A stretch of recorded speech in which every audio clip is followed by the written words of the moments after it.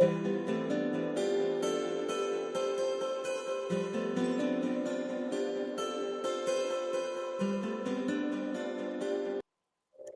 everybody, and welcome to this episode of the Biometrics Leadership Lab. We are here to support you on your biometrics journey, giving you the tools you need to grow from lead to leader. Today's topic, bridging the gap, the power of partnership. We're talking about how project managers and functional leads can strengthen collaboration, clarify expectations, and build stronger sponsor partnerships. Thank you for joining us live. And if you're watching the replay, thank you for taking the time to catch up. You can ask questions on the event notice on LinkedIn during the broadcast, and we will see them. However, we can't respond in writing while live. So if we don't answer your question while we're live, we'll answer it after the end of the event, either in the comments or in an upcoming episode of our newsletter. Before we get started, we're going to do a round of introductions. I'm Amanda Cross, founder of Crossfield Coaching and Consulting, an executive biometrics consulting agency dedicated to helping small to mid-sized companies and teams deliver biometrics in a better way. With decades of experience in clinical research from statistician to COO, I leverage my cross-functional experience and training to help teams integrate, communicate, and collaborate in order to improve their service delivery. I also help functional leaders professionally develop themselves and their teams. Next up, Audrey. Thank you, Amanda. Hi, everyone, and thanks for joining. My name is Audrey Erasmus. For those of you who haven't seen me on Amanda's podcast, I am currently heading up a PMO with Bioforum. I've got 15 years industry experience, started in data management, worked my way up through the leadership roles, and now I'm within the project management function. And I'm really excited about the topic that we will be discussing today. Thanks. Kilda? Thanks. My name's Kilda Russum. I'm currently a regional portfolio head for Phastar. I have 19 years experience working in CROs, always in project management. My current role is mainly internal, providing support to the project managers, but then stepping in and becoming much more visible when we have issues escalated. Okay, thank you both again for joining me. And I think it's going to be a pretty lively discussion because Audrey has functional experience and Kilda actually does not. It's a professional PM. So I think it will be really great to hear what she thinks about some of these topics without having had a technical background, as it were. But let's kick it off with, what are biometrics project managers doing day to day anyway? And what do people not see? I'll start. I think good project management. Project managers. So, Kilda, you can start. Thanks. So I think good project management often is invisible. It's seamless. And then we only really become visible when something goes awry. And then we have to step up, be capable, organized, confident, and really lead the team to resolve any issues that provide a blockage to success. Yes, so I agree. I think a good project manager is the glue that holds the team together. So as you said, most of the work of a project manager is invisible because it's preventing the issues before anyone actually realized those issues were coming. With my team, I constantly see them connecting the dots, right? So it's reading between the lines of sponsor emails, catching that early risk pattern, nudging a team to notice something before it actually becomes an issue. And I think the one thing that people don't notice is that we are also sometimes emotional regulators, holding that balance between the sponsor's anxiety and the workload of the team, so that everyone is calm and stable and focused on where we want to get at. Definitely agree with you. Heading off problems before they start is definitely a PM specialty, but also sometimes a problem or an issue dealt with well is so impressive that it's almost more noticeable than when we get rid of the problems before they happen. Okay, so how does the PM role differ internally facing towards your internal project teams versus externally facing to a client or sponsor?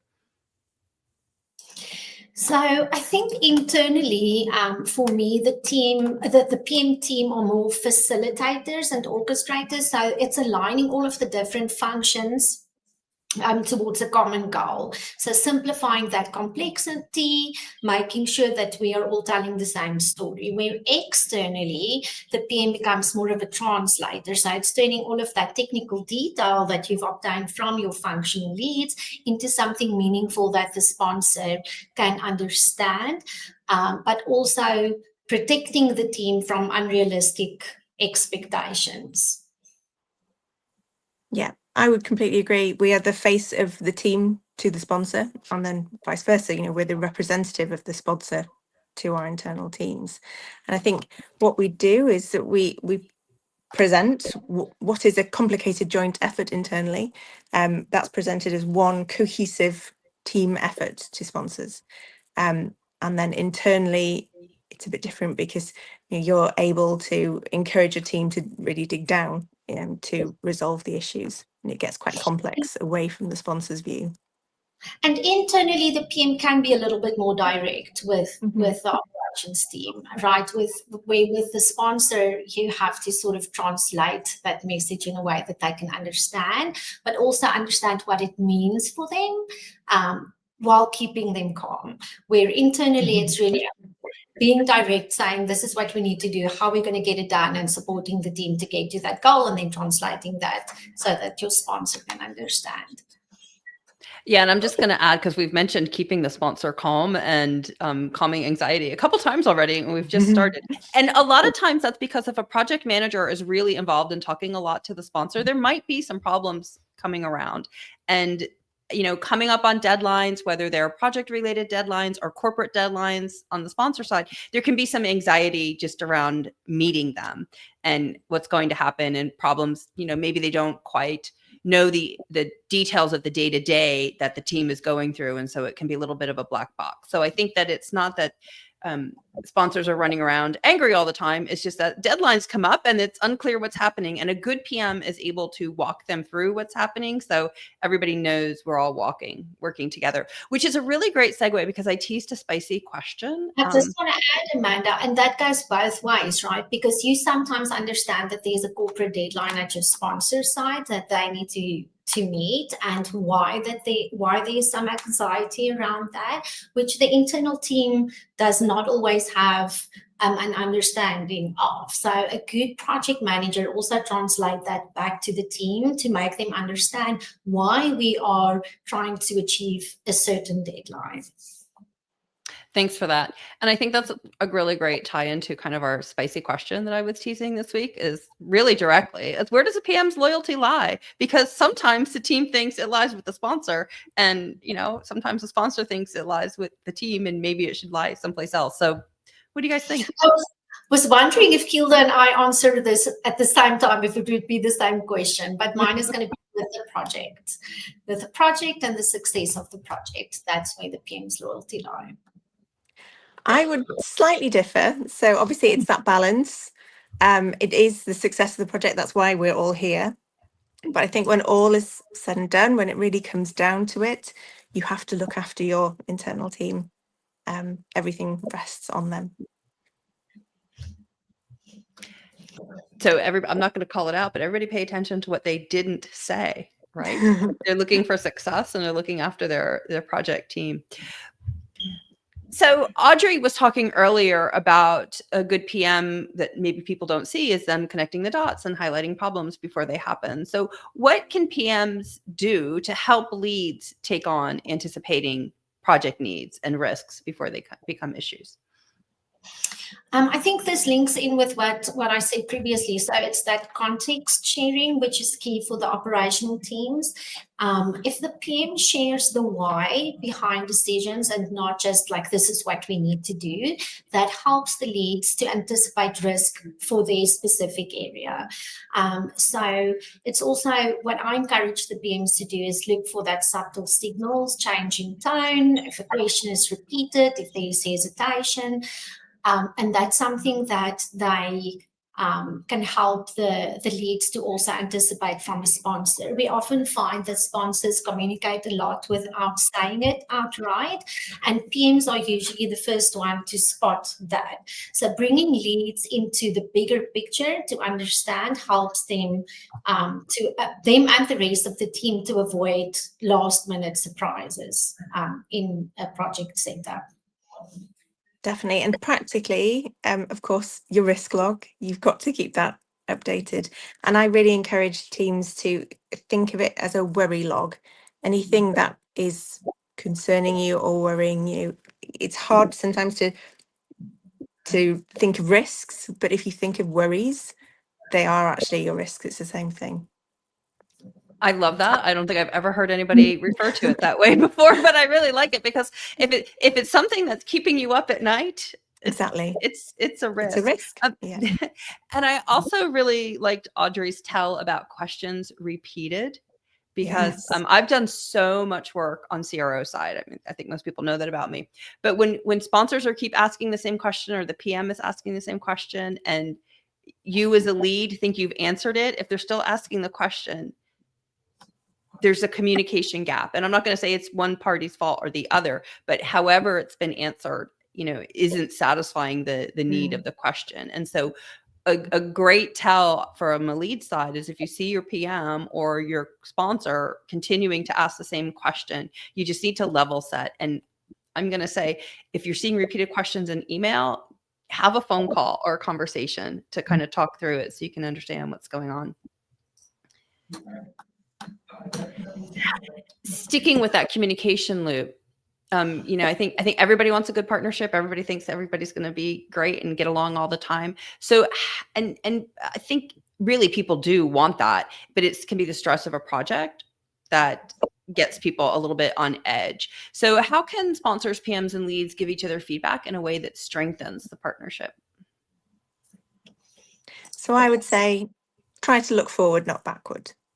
And all your feedback needs to be constructive, and it's all about next time and in the future and going forward. It helps if it's timely and specific, but really it has to be forward looking. And you should take the emotions out of it, right? So it's, whatever happened. The feedback, I completely agree. It should always be constructive. It should help someone grow. So if you are giving feedback to a lead, take the emotion out, give constructive feedback. And we oftentimes have to give feedback to our sponsors as well, which is kind of difficult to do because you don't want to give feedback to a sponsor that's sort of negative, but it's how they also learn. And if you have a good partnership with them, that's how you build trust. That's how you grow that partnership. Most people that put a lot of value in feedback when it's really constructive and it helps them grow. Yeah, help us to help you. Yes. Yeah, and it's so much easier to do back in the days, or when we still managed to get together in person, because obviously if you're having a broader team meeting like that, there's usually some sort of team centered activity that brings it back. But I think you can also just try and have touch points throughout a project. I was working with a team one time and they did a stop, start, continue, which I think was really helpful. And we on the CRO side contributed, and the sponsor on the sponsor side contributed.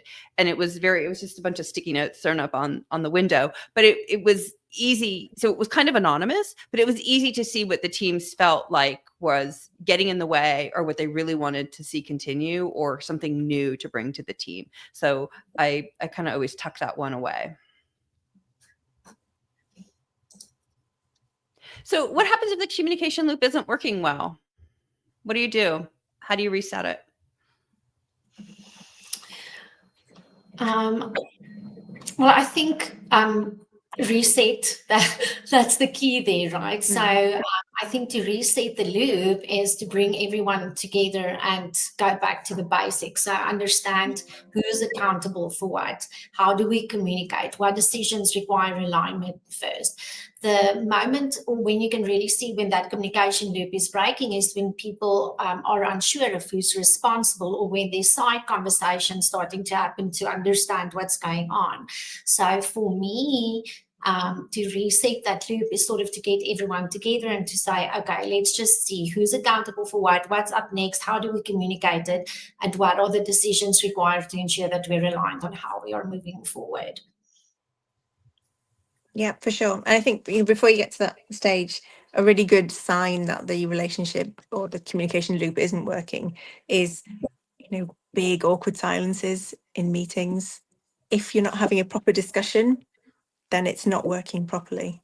And yeah, a little reset of expectations is always useful. When we were in our practice session, when we were going through the questions originally, Kilda, you said something that really stuck with me, which is that it's not a worry if people are talking over each other in a meeting necessarily, because that means people are engaged and they have something to contribute to the point of conversation. But it's the silences when nobody wants to open their mouth or nobody's sure of who owns the response that is worrying. Yeah. And I think, Audrey, you also touched on something with a single point of accountability. One of the worst things I always hate to see anywhere is this person or that person will do something. Definitely. Because nobody is going to do it. And I think that's important, irrespective in where you fall in, if you're a lead, a project manager on the sponsor side. The moment that there's more than one person accountable for something, it's going to create some confusion. So either two people are going to try and do the same thing and do it differently, most likely, or nobody's going to do it. So if you're a lead and you have something on your action log from the PM, but it's assigned to two people, don't be afraid to ask the question to say, listen, should I be doing that? And for the PMs, try to make that single person accountable for something, if on your list of actions. I'm going to go to the next question, and it goes both ways, because I wanted to bring a little bit of I guess 360 review to it. What are some common missteps you see leads make that maybe then the PM has to step in? But also, what are some common missteps that PMs make with leads or sponsors that might bring a little bit of frustration? So with my team, this is something that we've been struggling with. So because we have leads that moved into a PM role, it's a different dynamic. So the PMs, if they speak on behalf of a functional lead, instead of letting them speak, that's something that is really a misstep and breaks that trust in your team. And if they don't give the project management, the lead enough context to understand the sponsor's mindset. So it's really translating what the sponsor expectations are, or what their needs are, and not speaking on behalf of your functional lead, and also not trying to over manage or micromanage what the team is doing.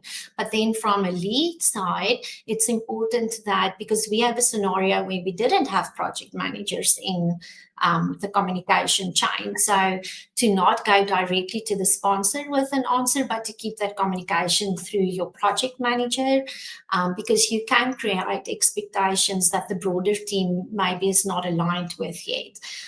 Or if a lead jumps into solving something before we've agreed on what the actual problem is that we need to try and solve. So on both sides, I think it's to try and keep into what your specific role is and not overstepping on what the other individual is supposed to be doing. Yeah, I would agree. And I think a really specific example of that is timelines. We often see, and we should never see, but we do see project managers promising a delivery timeline that hasn't been agreed by the full team, and vice versa. So I think it's really important that almost every promise that's made is double checked and confirmed by the internal team before it goes out. Yeah, and I appreciate those examples you gave on the PM side, right? Because I'm always a big fan of, it's never wrong to say, let me check, or I'll have to look into that, or I don't know. I think everybody on both sides of the table, all around the table, appreciates an actual answer rather than a guess. Because if you know the real answer, even if it's not what you ideally wanted, you still know what you're working with, which is way better than a promise that was made and not able to be kept, and now you are cleaning up a potential problem. And I think that I'm so glad to hear you say timelines, Kilda, because another thing you really talk about is the PM is what? Budget, scope, timelines. Budget, scope, timelines. Yeah.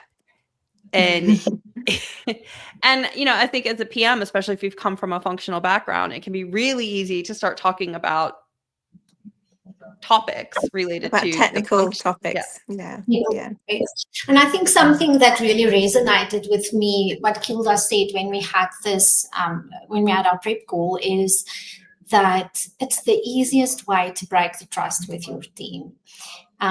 Is if you speak on behalf of them, and even though there's nothing wrong if you have a data management background or a stats background to give some advice, but you still need to allow your functional lead to make the decision, because they're ultimately accountable for the data management part or the stats part.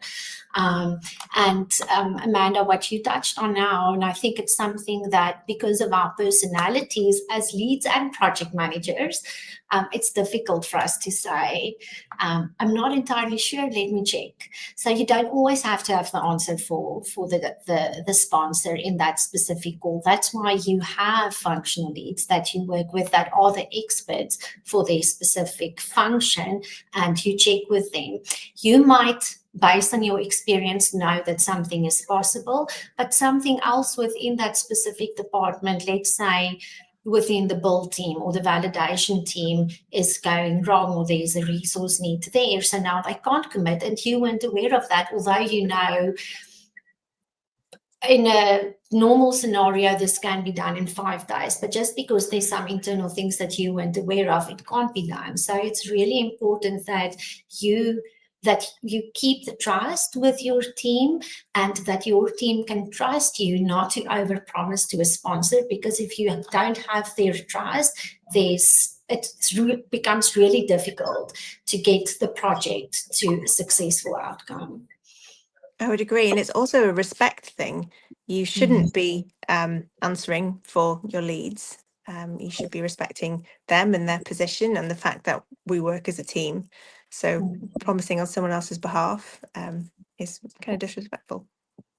And I think, even if you've been only on the PM side, I'm not saying like only on the PM side, like it's lesser, but if your career has been primarily in project management and you haven't done one of the technical functions, it's very easy to think as time goes along that you've built up an experience level and knowledge base, which you have and can be very helpful, but doesn't necessarily translate to the ins and out on a technical basis day to day on any given project. So, and I think I used to counsel my teams a lot that the PM is there to help you, right? So if you're having a difficult conversation with the client, or you have to have a, not that it's an argument, but if you've got to talk about a topic that might cause some discomfort or disappointment, on one side or the other, a PM is there to kind of help you navigate that, because they have that relationship with the sponsor, and they have a little bit more visibility, and they approach things differently. So I think that there's a lot you can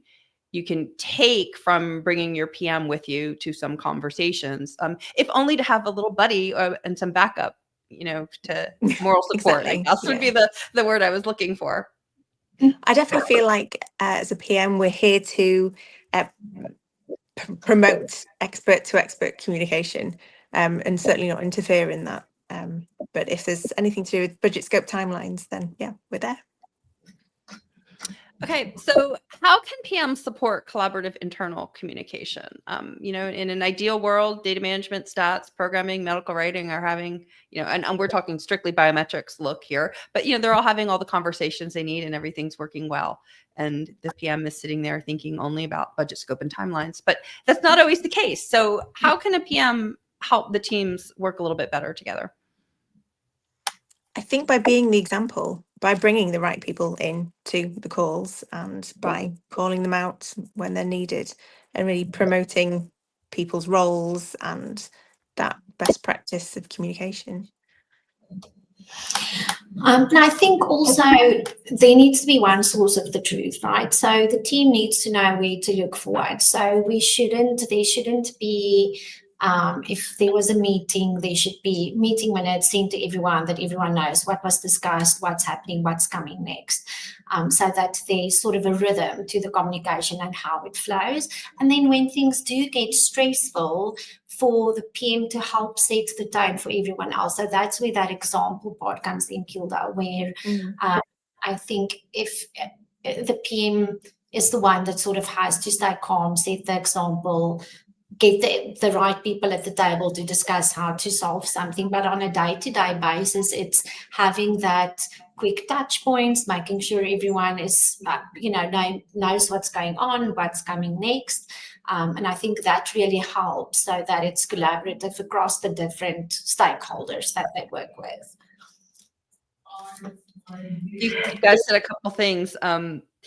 Audrey, you mentioned meeting minutes, and I love meeting minutes, and we used to always do meeting minutes back in the days before we had Teams. And I think it's whatever you're using for internal communication.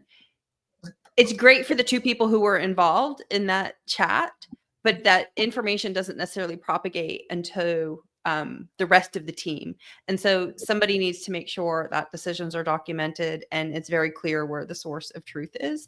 Because if you have a discussion with the statistician, but you don't include the statistical programmer in it, maybe you've agreed something that they can't do. So I think it's important to make sure that there is that single source of truth that's available to everybody, how it's done. And my favorite comment is, if it's not written, it doesn't exist. And there's a lot of phone conversations that happen, and making sure that anything of note is documented appropriately, wherever that may be.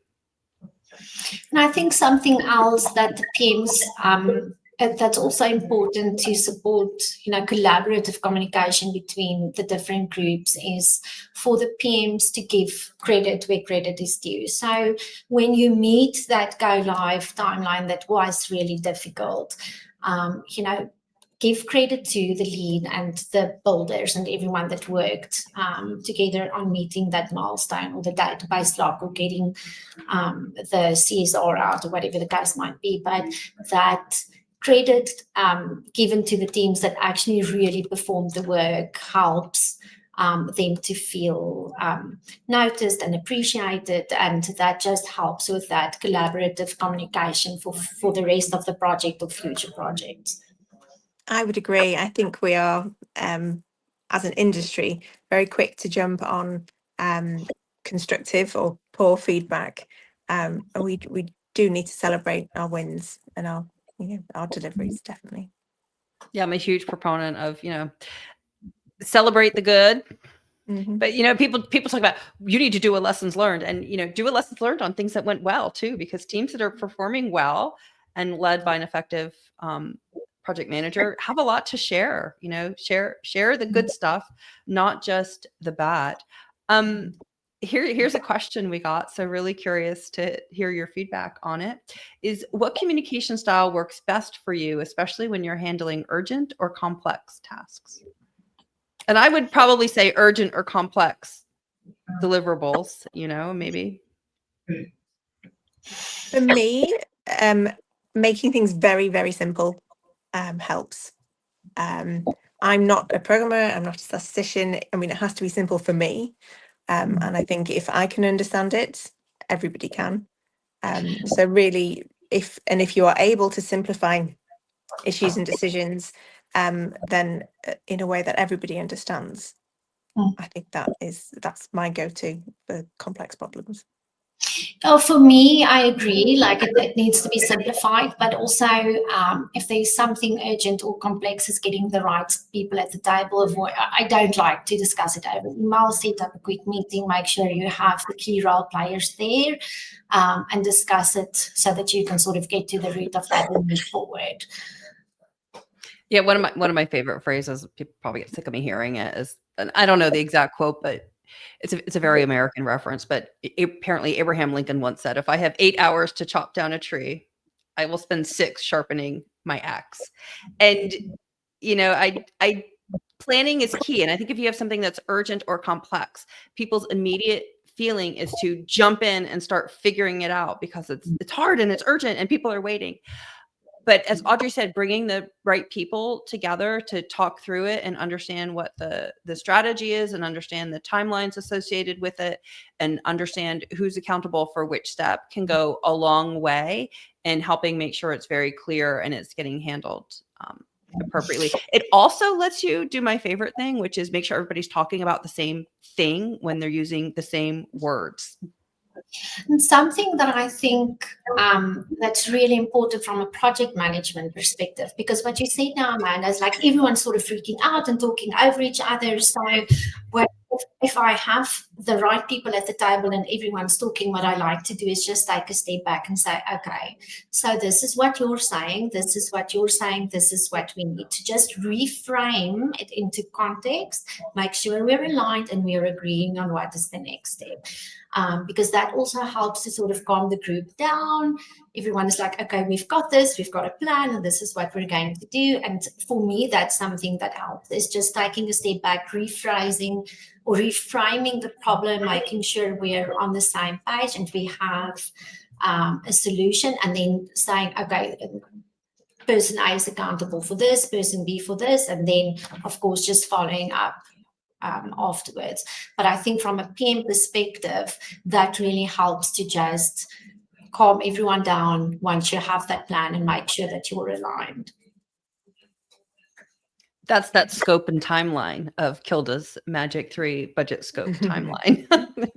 Because scope isn't just the project overall scope. It's also, if there isn't a complex task, what is the scope we're trying to do and when are we trying to do it and how is it working out? And that's probably most likely around one of those last minute requests that maybe the team wasn't expecting and has come in. Maybe this is a little bit spicy too. I don't know. But I'm super curious because you guys have both very different backgrounds on the biggest sources of friction between project managers and functional leads and what you do to help minimize that. And I'm going to ask Kilda to go first because she does not have that functional lead background. So I'm super curious. I think I said it earlier, that it is about promising things before they've been discussed, and it's the timelines, and it really shouldn't be. But then on the other side, it's the leads sometimes agreeing to out of scope activities without checking whether it's in scope and checking with the PM. And then everybody ties themselves up in knots and your team isn't working cohesively. So yeah, I think it's timelines and out of scopes. And I agree with you, Kilda, but I think something that also contributes to that is that the functional lead focuses on their function, where the PM is looking at the bigger picture. So it comes exactly as you said now. So they would commit to something for their specific function, but they didn't think about what the knock-on effect is for the rest of the project. So the friction comes in because there's aspects that the PM focuses on that the lead is not necessarily focusing on. And that's perfectly fine. There's space for both views. It's just how it comes together. So there needs to be perspective from both sides. The functional lead needs to understand why they need to discuss with the project manager first before committing to something. And then the project manager needs to also discuss with the functional lead before committing to something for that specific function. Yeah, and it's so simple and so obvious, but it seems to be a real source of friction.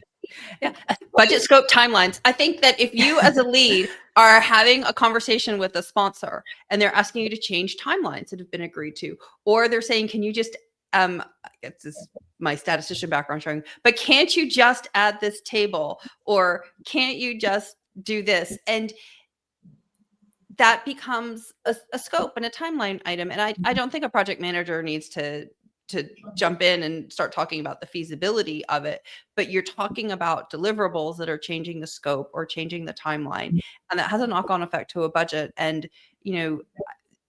CROs want to make money, and I think it's based on what work you're going to do for the client, and I think everybody's going to have that conversation.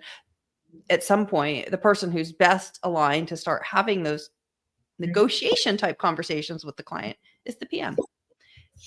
Yeah, and I think for my scenario and my teams working together, one of the friction points is when they are unintentionally trying to fulfill each other's roles, right? So sometimes the lead steps into that project coordination role because they're used to being the primary point of contact, whereas the PM sometimes drift into solutioning because they just want to keep things moving. But what is important, and I think, Kilda, even with your group, I don't think anyone is ever malicious. It's usually just trying, wanting to help. But that overlap does create confusion and frustration and mixed messages, which end up with the sponsor sometimes. So it's important to sort of understand what hat am I wearing. I'm a project manager now, so this is my timeline, scope, and budget, and the functional lead to focus on this is my function and what I need to deliver. Yeah, delivery, quality. Yeah, absolutely. Yeah, and if you find yourself as a functional lead having something scope related with the client in a conversation, make sure you start copying your project manager. I'm sure they don't want to read a bunch of emails around troubles around Atom development, but they sure want to know if you're suddenly doing 45 Atom data sets instead of 20 that are in the scope. So, I think it's always key if you're thinking, am I talking budget, scope, timelines with the client? Get the PM involved. If you're the PM, am I starting to talk about delivery? Get the functional lead involved.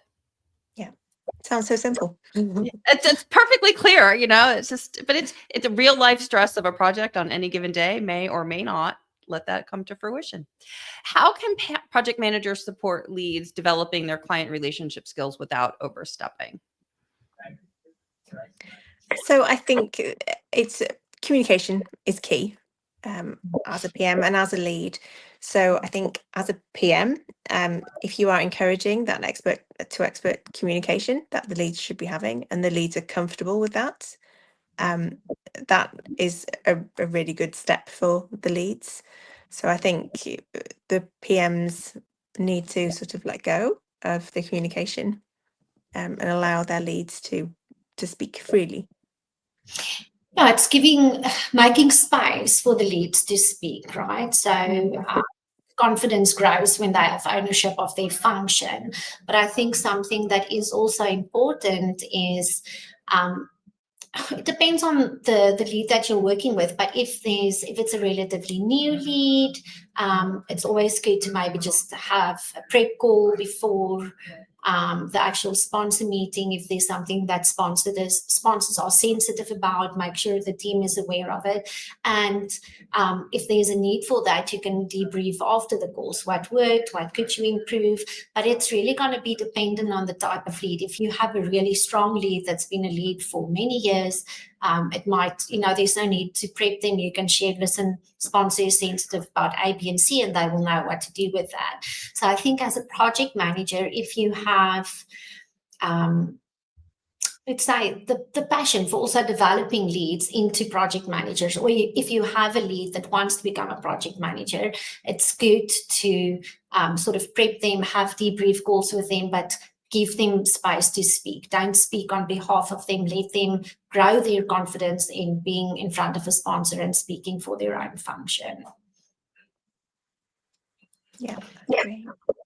I mean, everybody's a new lead at some point in their career. Everybody's a new project manager at some point in their career. And so giving people space to gain that experience on their own is really very helpful, because that's how you gain that experience.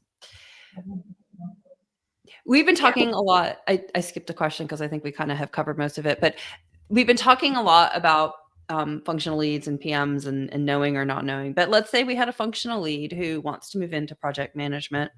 What advantages are they bringing to the table, and what blind spots do they have? Well, they definitely have that deep technical grounding, that they understand the real work and not just the plan around it. but I think they can step on the toes of the functional lead. Everything can be urgent, so it's learning to delegate. That's the biggest adjustment, I think, from a blind spot perspective. Yeah, certainly the advantage is that they know the process, and they are better placed to talk about that process with sponsors and internally. But I think it's almost an advantage to be able to say, this is not my area of expertise, explain it to me, because that means whilst explaining any kind of issue, they're also often solving it. Whereas that you don't get that if you understand intimately what the problems are. But I think if you are moving from a functional lead, into the PM role, you do have to be quite strict with yourself to not get too involved. You have to remember your role. And I think there's nothing wrong with giving advice based on your expertise in that function, but you shouldn't be offended if the lead wants to do it in a different way. And you should allow the lead to do it the way that they see fit, while managing any risk, timeline, scope, and budget associated with the task. Yeah, and I think it's a functional lead, right? So they've been an expert in a single function or have worked in a single function. And whether you're a full service company or a biometrics company, as a PM, you're responsible for multiple functions most of the time. And so, the expertise you have in your single function may or may not be translating to the broader project overall. So it's very easy to be comfortable and focus on what you know from your background, as opposed to going out and learning how budget, scope, and timelines affect the other functions and how you pull that together. So I think that becomes a potential blind spot. Yeah, and it's a very rare functional lead that has DM and stats and programming experience to then work, move into project management. I wouldn't think it's ever happened. So the likelihood that you understand every single step of the process it's not very likely. So what advice would you give to a lead who decides they want to move into project management? I would say make sure you are happy communicating, because a lot of our role is communicating effectively. And leads, because they are experts, they often want to talk a lot, say a lot, give a lot of information, whereas it's more important. It's not about what you want to say, it's what the other person needs to know.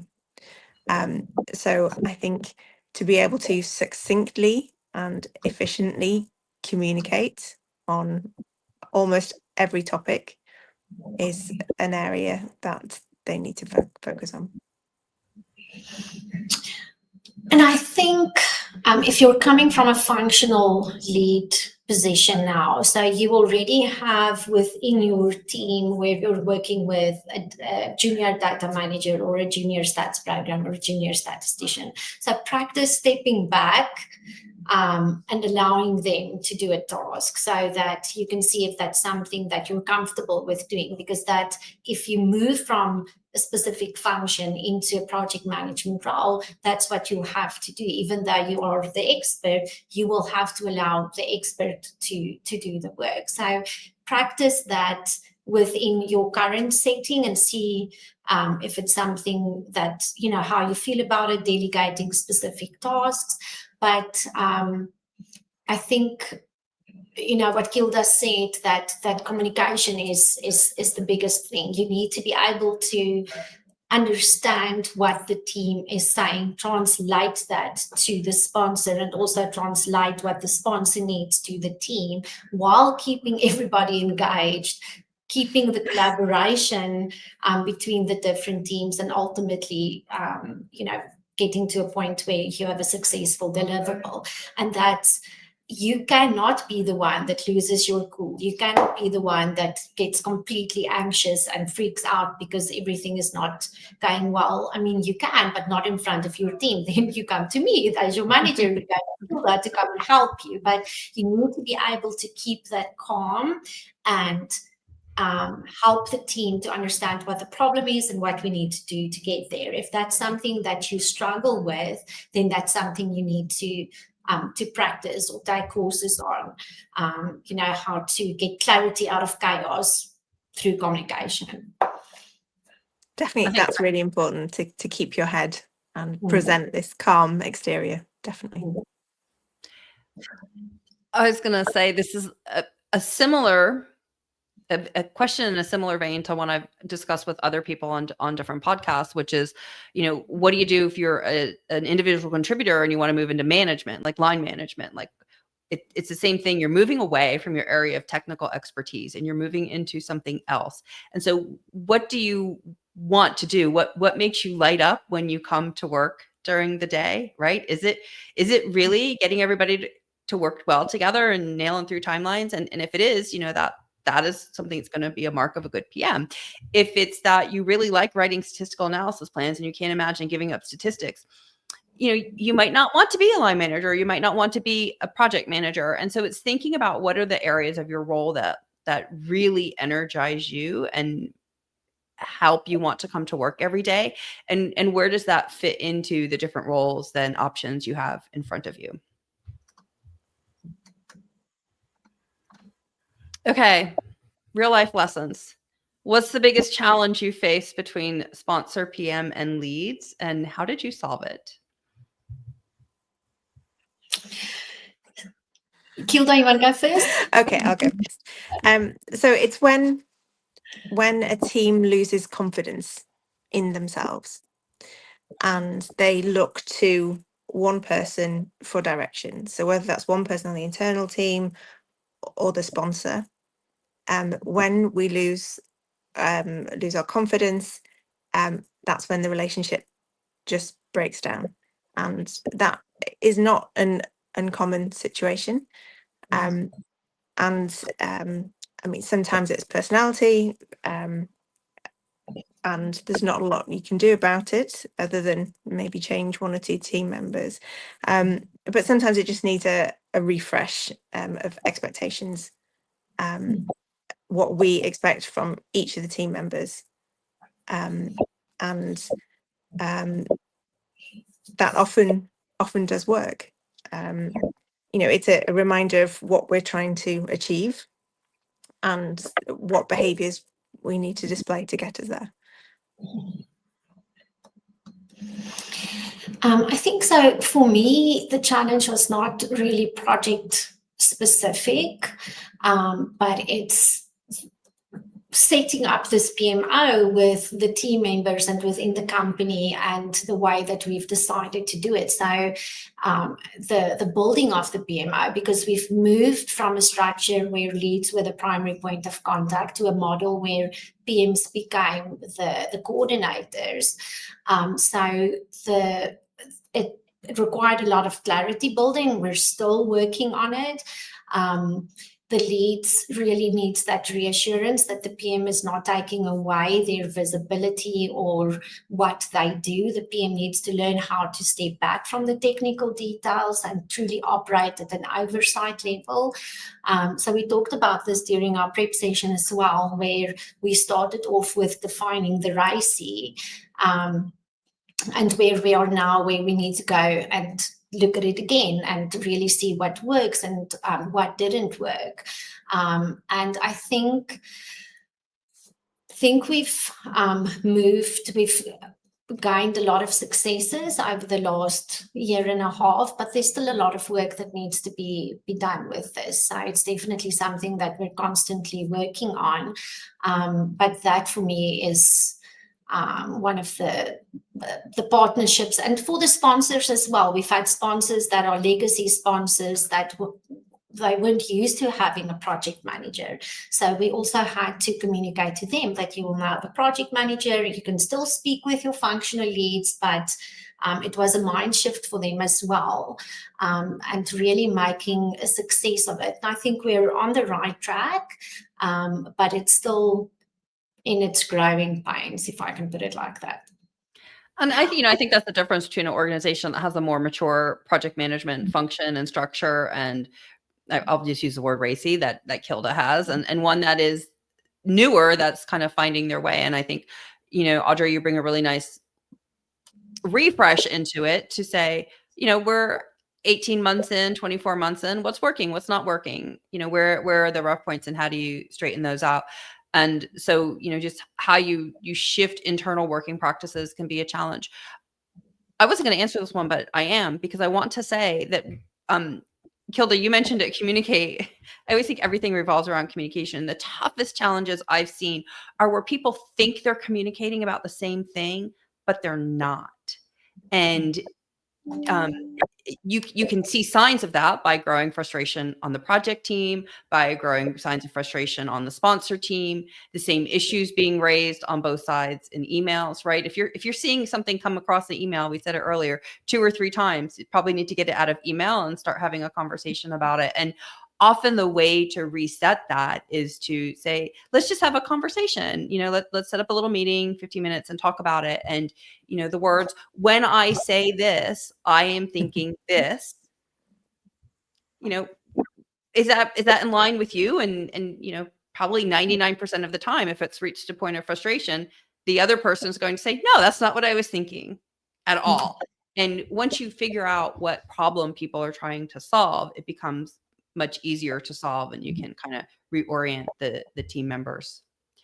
And even with sponsors, right? Because sometimes we've had scenarios now where the expectations just weren't aligned, and it created so much frustration. And instead of trying to solve that particular issue that the sponsor now has, there was a need to take a step back and say, you're frustrated about point A, but is that really what's causing the issue? And it wasn't. It was the fact that the expectations that they had was different from what they got. And if you can just take a step back and understand what's not being said, that really helps you address the true problem and not the let's say the signal that is showing that something is wrong with that specific relationship.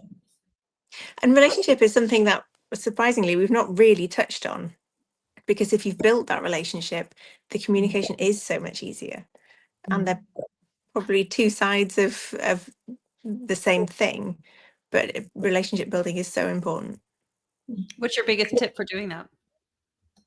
I think it's about, getting to know your contacts, having those regular meetings, and working out what communication style works for you and them, so you can bring everything you need to them without hesitation.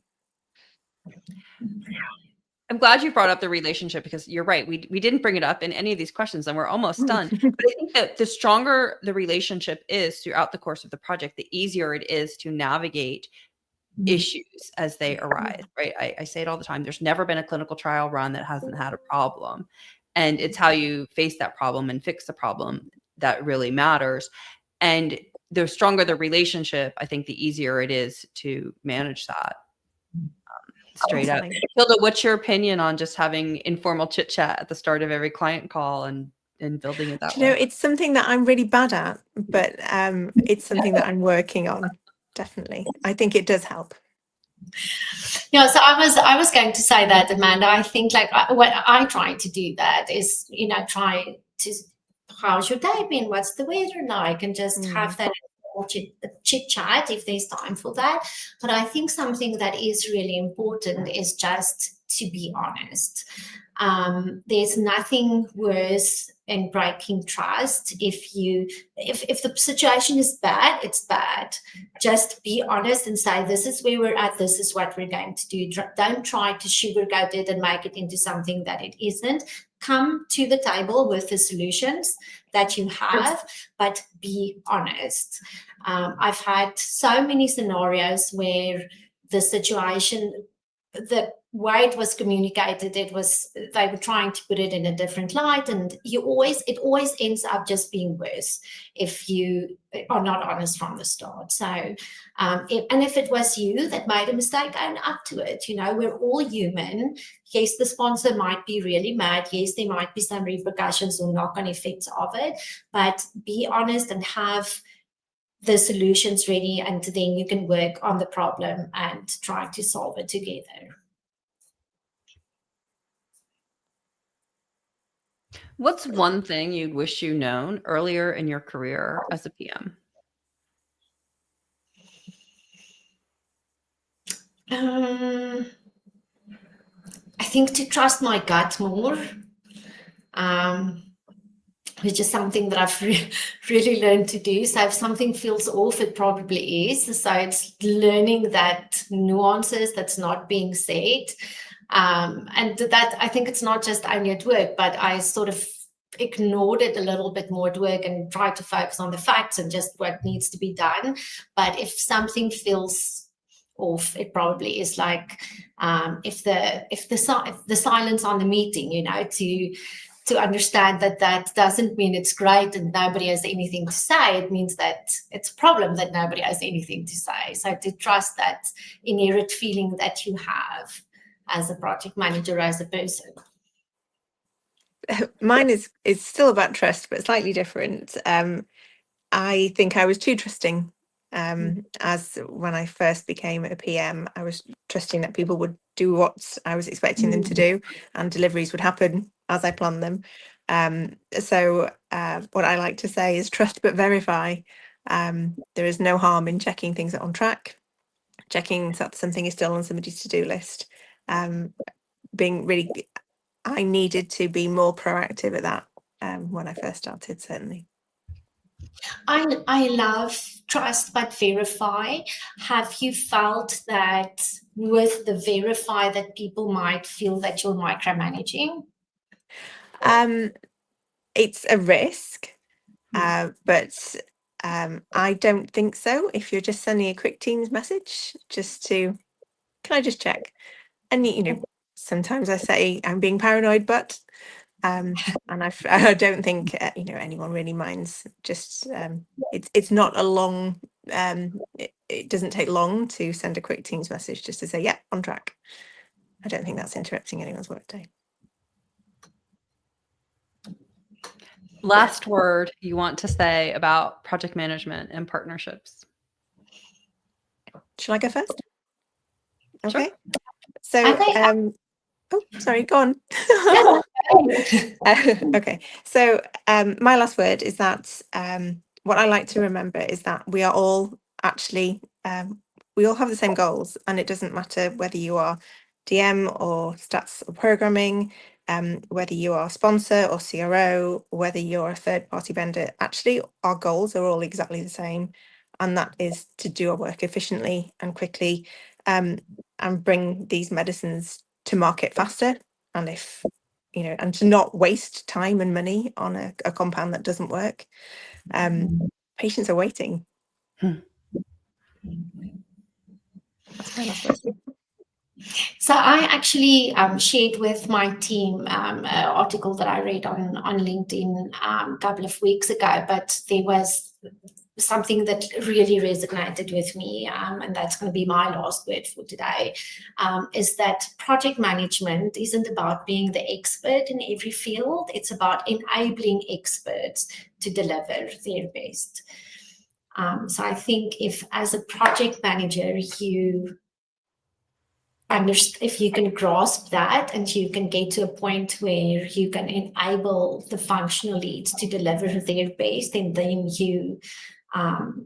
that for me would be successful project management. But from a lead perspective, it's also understanding that the project manager is really trying to get everyone to deliver what needs to be delivered for the sponsor.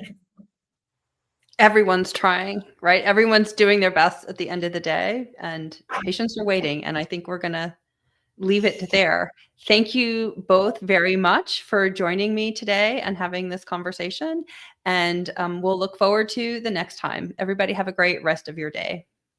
Thank you, Amanda. Thanks, Kilda.